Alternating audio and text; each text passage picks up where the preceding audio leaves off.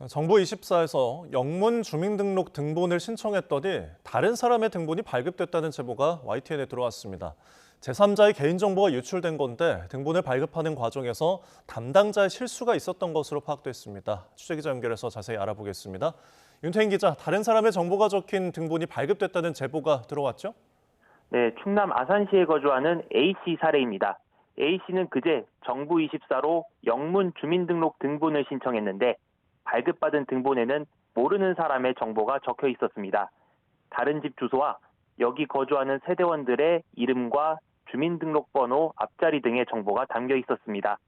A씨에게 제3자의 개인정보가 잘못 전달된 겁니다. 주민등록등본 발급 절차를 보면 한글 주민등록등본과 초본은 정부 전산망에서 민원 신청부터 발급까지 자동으로 이뤄지지만 영문 주민등록등본과 초본은 중간에 민원인이 사는 읍, 면, 동의 민원 담당자 확인을 거쳐 발급됩니다. 담당자가 등본과 초본 서류 파일에 영문 이름과 주소가 올바르게 기재되는지 확인하고 자동으로 영문 변환이 안 된 일부 주소는 추가로 기재합니다. 이렇게 오류 확인을 거친 서류 파일을 담당자가 정부 전산망에 등록해야 민원인이 등본을 발급받을 수 있습니다.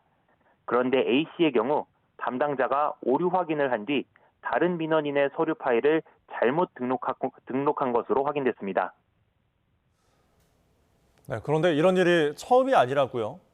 네, 지난 2018년 6월에도 한 민원 신청인이 영문 주민등록등본을 신청했는데 모르는 사람의 영문 이름과 가족관계, 주민등록번호 뒷자리가 담긴 서류를 발급받았다는 언론 보도가 나왔습니다.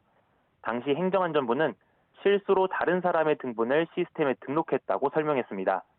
또 YTN 취재 결과 지난 9월에도 다른 사람의 영문 등본을 받았다는 신고가 행정안전부에 접수됐는데 이때도 담당자의 실수로 제3자의 등본이 전달된 것으로 파악됐습니다.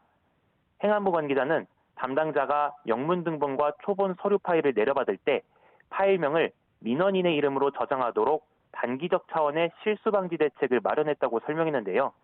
A씨의 사례에서는 이런 대책이 지켜지진 않은 것으로 파악됐습니다.